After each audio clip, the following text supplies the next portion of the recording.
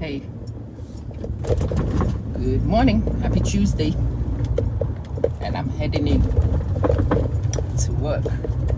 Another broad smile on my face. The session I have planned for my students this morning excites me. It really does. And so I'm going in with a quirky smile on my face, but I want to talk to you about something which many people don't seem to know, but it's a key player in the success game. We've already talked about attraction and how important attraction is in this game we are playing to win. You need to attract allies, you need to attract customers, you need to attract. Attraction is one of the most important things on what you want to do. Even if you are employed, you will need to be attractive to those who will employ you. You need to attract your promoters. You need attraction. It's a very important element. That's not what I'm looking to discuss today. But today, I want to discuss one of the most important tools of attraction. And it's the notion of ownership. Why is it that when you go into a place and you see a company CEO, they are so hot, sometimes they are not even physically nothing, but you find them compelling, you find yourself into them. When people who are distinguished in some way walk into a room, the room is commanded and everybody in the room obeys their aura. And you wonder why. When I was younger, I thought it was the money which made people do that. But I've also met people who have not a dime in their pockets do this. They haven't got a dime in their pocket, not a dime. However, when they walk into spaces, they command the spaces. People have no alternative than to bend to their will. And I've taken time to study, and I have found what it is. It is ownership. I recently went into a room. There is a woman who should really walk into that room hanging her head, because she is a woman who sells her body for money. All of us women who were in that room, intelligent, intellectual women, we work.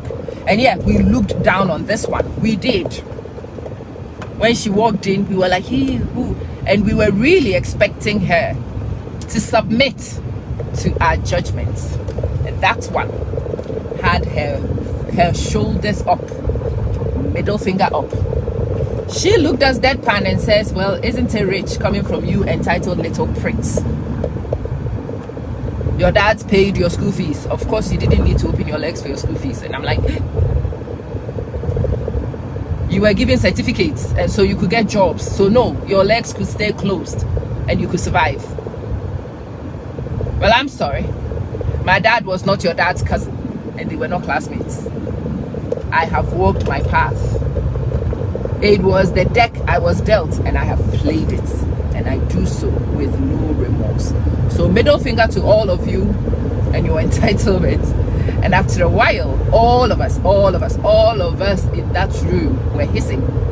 The reason why we were hissing was because she had contended with something.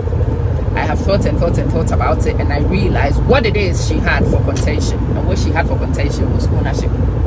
She was not here to come and lie about, and people do that.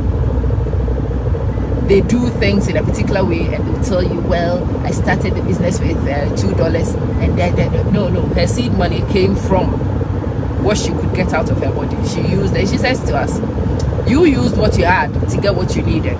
Your brains, your certificates, your qualifications, your family positioning. Well, I used what I had, and at the time, what I had was a good cat, and I used it to get where I wanted to be, and I make no apologies. Yes, she owned her process. She hid nothing of how she got here. She was proud of the decisions she had made. It was genuine. This was not, I am not shy, but I'm shy hiding. Unapologetic. And very soon, all our judgmental selves were apologizing for our judgments of something we did not understand. My friends and I have talked about this repeatedly. And I'm telling you now, the reason why, what would have been shameful for her, what would have been a source of embarrassment, what all of us would have held a rod over her head, over her back, we would beat her back with that rod. That's what we were here to do. That's what we were going to do. And all that crumbled because of ownership. Own it. Whatever has happened to you, wherever you have come from, own it. Own it. Own the positives. Own the negatives. Own every aspect of it is the trick. My body, the way it is now, is nowhere near how I would have expected my body to be and how I would demand that my body would be. It's getting old. It's tired. The wrinkles are showing. The gray hair is showing. In fact, I am a fat, old, middle-aged woman. And according to the usual rhetoric, I should be dying in shame, hiding in a pit. The problem is that I've made peace with this. The time where I had issues with what my body looked like are long gone, long gone. At the moment, I own the wrinkles. The gray hair is mine. I grew it. I earned it. They are my stripes. The evidence that I am wise. And so when I walk into rooms now, I do so with my head held very high. I know a lot of people who see me with my head high wonder what the hell this one is on. And how come this fat old one is also full of herself? I was talking to somebody recently, and the person says, just yesterday, the person says, you know, I'm sorry, but I'm not hitting on you. I've got to say this. I'm not hitting on you. And I'm not being inappropriate in any way. But can I just say, the way you carry yourself is insane. It is intriguing. And I don't understand why. Yeah, ownership. I own it. I have been in stages of my life where my body was in better shape than this. And I didn't seem to be aware of it. And at that time, I was ashamed of my body. Now I look back at some of the pictures from the eras where I was ashamed of my body, and sometimes I want to slap myself with the backhand because it was stupid. There was nothing to be ashamed of, but I had shame. I had shame. I was ashamed of the stretch marks. I was ashamed of the pouch. My belly wasn't flat, and I demanded it. I had 2 children, had all my medical complications and whatnot. And yes, I don't have the predisposition for a flat belly, but somehow I had talked myself into an unrealistic expectation of my body that I couldn't meet, and for that reason I was ashamed.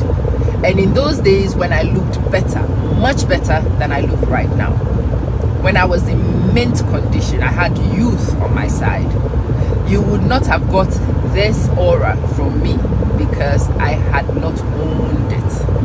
I had not made peace. I was making excuses and I was hiding, and that is unattractive. It is unattractive. What is hot is what I'm doing at the moment, and why it's confusing poor people's heads. Like, I don't understand. I am reacting to you in a particular way, which is not even sexual, which is not inappropriate, but I am reacting in a particular way, and I burst out laughing. And we talk for a while, and the person says, I know what it is. It's your inner confidence. You exude confidence. It is oozing out of your pores, and that is very attractive. Yeah, ownership will bring you confidence. When you walk into a space you own, i.e., you walk with your head held very high. I've been in spaces where I don't own. Like right now, my main job at school, I don't own any equity in that place. I'm just the mop. And when I go to that place, I act like a mop. You will get no real confidence out of me except when I step into a lesson, that is my domain. And people mention that all the time. When you see me down the corridor, my interactions down the corridor with colleagues completely different from my interactions even down the corridor with students. And when you walk into my classroom, it's a whole different ballgame, because I have owned equity in schools before. I have managed, I have had authority, and I've given it all up to get back here. So at the moment, I own nothing. I have no ownership. And so you will tone it down knowing that you have no ownership, and it will be palpable in your aura. It would be. And when we walk into spaces, I've gone into some spaces with some of my colleagues accidentally, in spaces where I own equity. And my colleague was that you are not recognizable. Oh my God, you were not recognizable. You were dominating the space. It was a different aura. And I said to her, well, it's a different aura because it's a different dispensation. Yeah, that space we just walked into is one I own.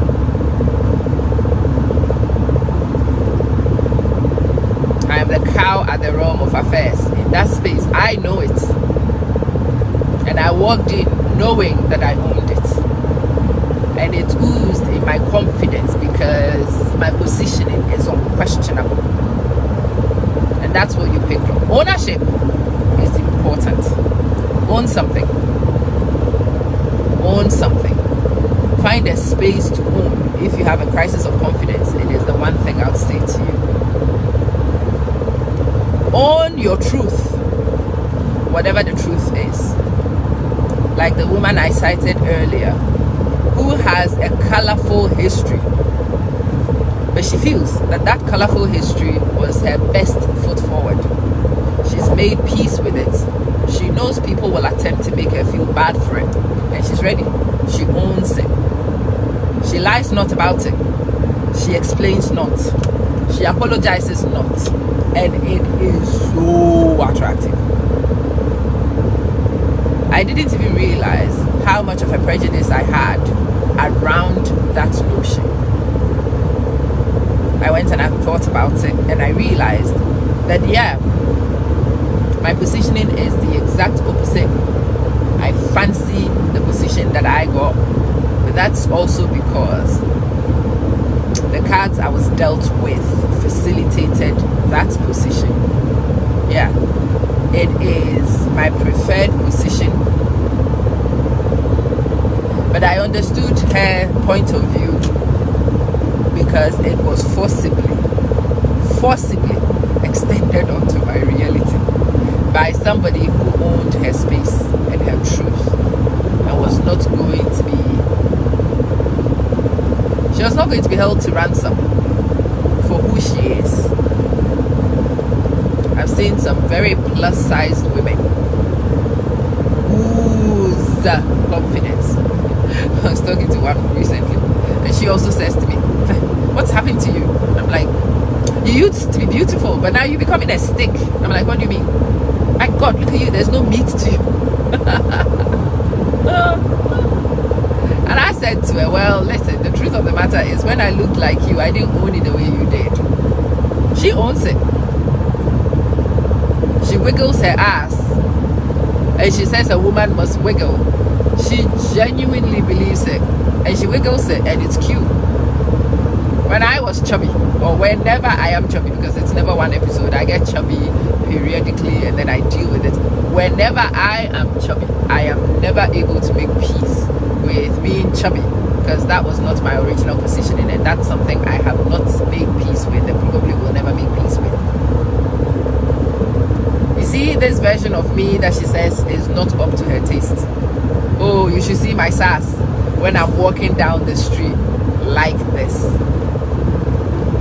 I went to see a surgeon yesterday, and so obviously when you do medical visits, everybody knows your age because it's on your damn file. But they still have to confirm anyway. It was my first visit to the clinic. His nurse is getting ready the notes that she's going to give her doctor. Her doctor is a bit old-fashioned, so it's paper-based, and she's writing my history, and she's asking me all these things. So she says my age, and I tell her my age. She pauses for a second, and she writes it down. Then she asks me some things about my medical history. Any surgeries? And she was expecting any surgeries to be no. And I said yes. I have had heart surgery. She paused. She didn't know me, so she didn't say anything, but she paused. And I was watching her behavior, smiling to myself. She makes her notes, and eventually I go to see the consultant. Consultant is an elderly man, so obviously he does not know how to filter and hold the way the younger lady knew how to filter and hold. He looks at my age and is this correct? How old are you? And I said, should I lie to you or tell you the truth? And so he says to me, oh my God, that cannot be true. That cannot be true. But you don't look that age. I'm like, oh, great. It says you've got this medical condition and that medical condition and that medical condition and this medical condition. Oh my God. But how the hell? This condition alone should have you of a particular physical profile. And I said, well, I've looked it. I've looked it in the past. And I've worked on it. And I'm making gains on it. That's when the nurse says, well, when I was writing her history, I was also reacting in the same way you are reacting. I did not believe. Oh, you should have seen the sass. All of a sudden, the peacock preened herself. I had my feathers out on display.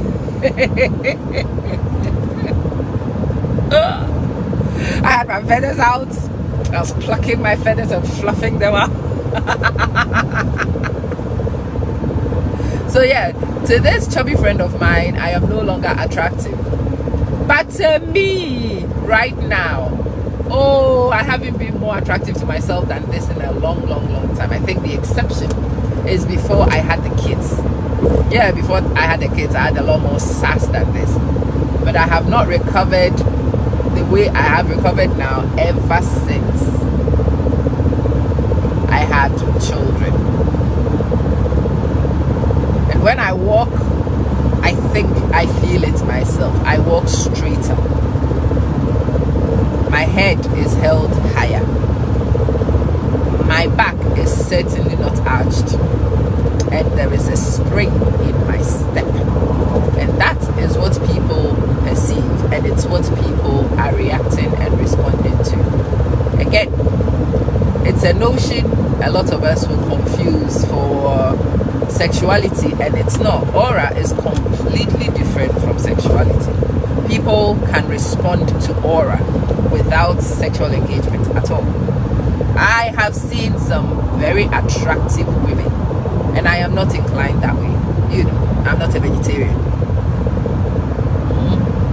Not a vegetarian.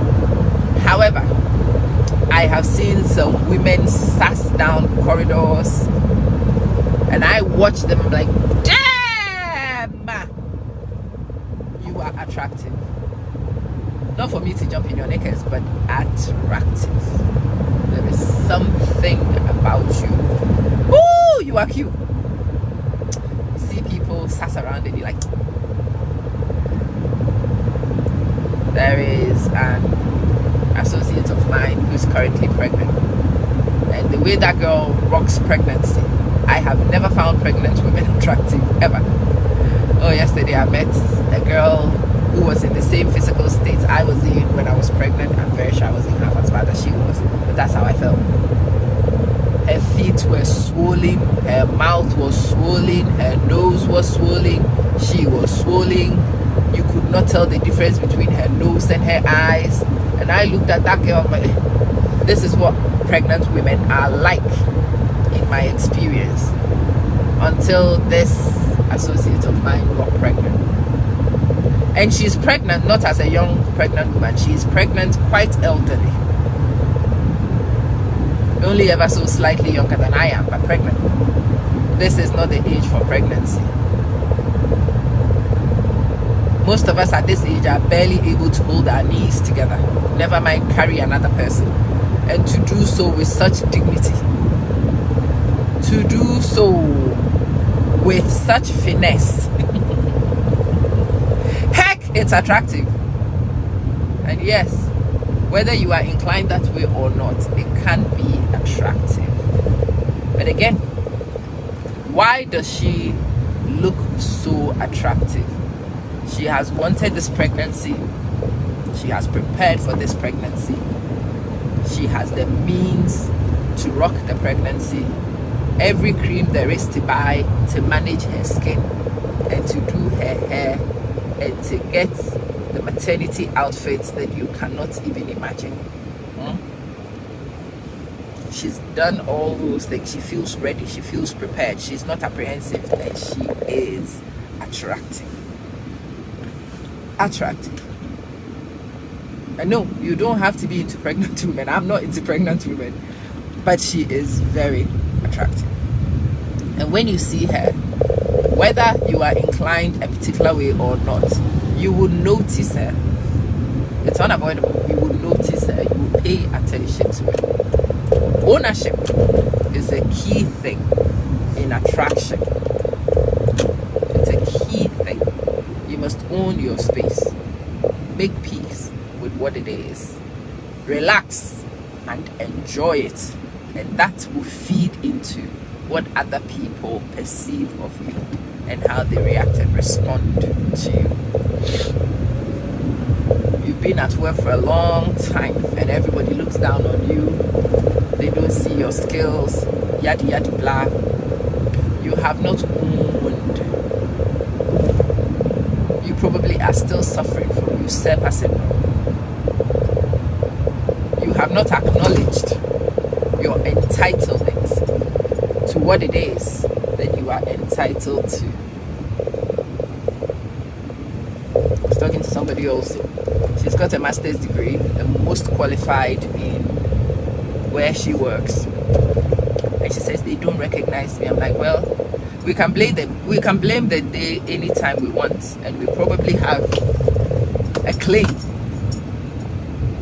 They probably do not respect you. But I can tell you that you allow them not to respect you. That's why they don't respect you. Yeah. When you work here and you figure out how you insist that people should treat you, they have no alternative but to treat you that way. When you haven't made peace with all the elements and you will accept anything, well, they will give you anything. They certainly will. I have been in spaces, and this I'm speaking from personal experience, I've been in spaces where I haven't owned the spaces fully. I have allowed people to dominate. I've allowed people to dominate. And yeah, when you permit it, they will dominate you. Who wouldn't want to dominate when they can? I need petrol. When did I even run out of petrol?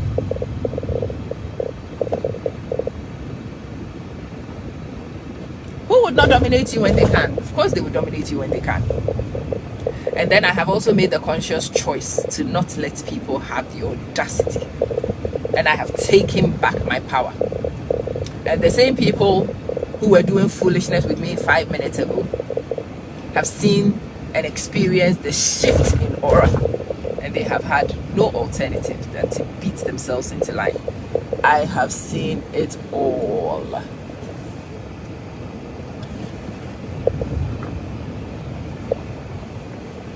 Be there, done that, seen it all. And sometimes some of these poor people who are used to dealing with you in a particular way, who find themselves needing to amend how they deal with you, get confused. They don't even understand why all of a sudden they can't speak to you the way they used to speak to you, because you no longer permit it. Yeah, because you no longer permit it. And it brings you to a very uncomfortable discovery that how they treated you in the past was how you permitted them to treat you. And when you no longer permit it, it is not even possible. It is possible when it is permissible. Only possible when permissible. When you find it permissible, you should own the fact that you've made it possible. And if you don't like it possible, you should withdraw all the permissions that allow people to treat you in ways you don't like. And as for the things that you do like, as for the house that you do like,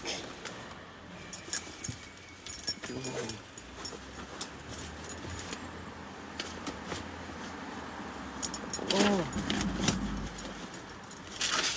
what have I done?